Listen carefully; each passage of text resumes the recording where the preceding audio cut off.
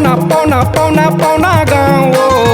पौना पौना पौना पौना पौना गाँव एको दिन आबे मोर पौना गाँव एको दिन आबे मोर पौना गाँव पौना पौना पौना पौना पौना गाँव पौना पौना पौना पौना पौना गाँव एको दिन आहो तोरे पौना गाँव एको दिन आहो तोरे पौना गाँव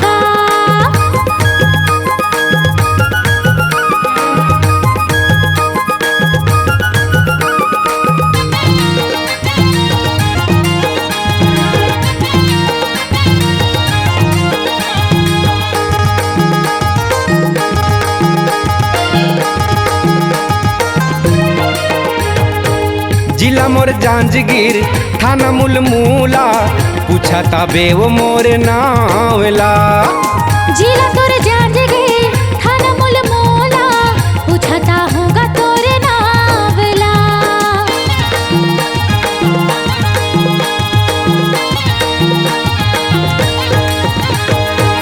जिला मोर जांजगीर थाना मुलमूला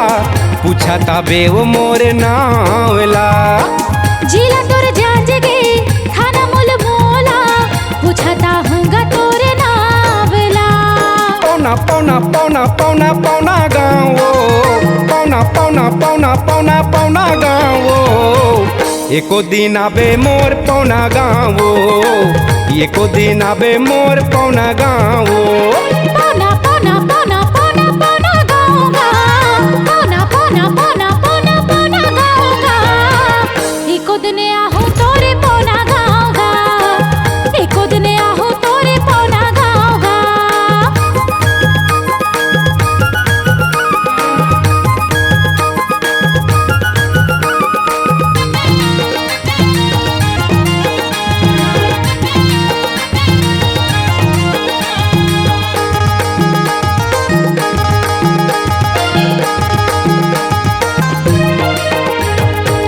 नाम कुमार शीतल पौना वाला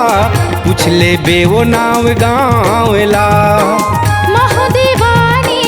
हवा तोर गाँव पूछले हूँ मैं नाव गाँवला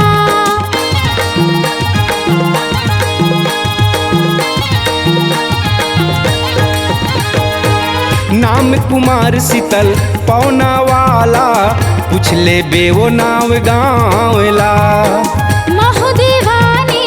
हवा तोर गाँव पूछले हूँ मैं नाव गाँवला पौना पौना पौना पौना पौना गाँव पौना पौना पौना पौना पौना गाँव एको दिन आबे मोर पौना गाँव एको दिन आबे मोर पौना गाँव पौना पौना पौना पौना पौना गाँव पौना पौना पौना पौना पौना गाँव एको दिन आहो तोरे पौना गाँव एको दिन आहो तोरे पौना गाँव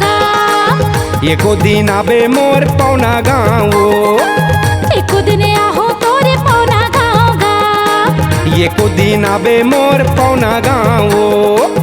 एको दिन आहो तोरे पौना गाँव C-Log Digital Recording Studio, Cordoba. Contact number 99071192115.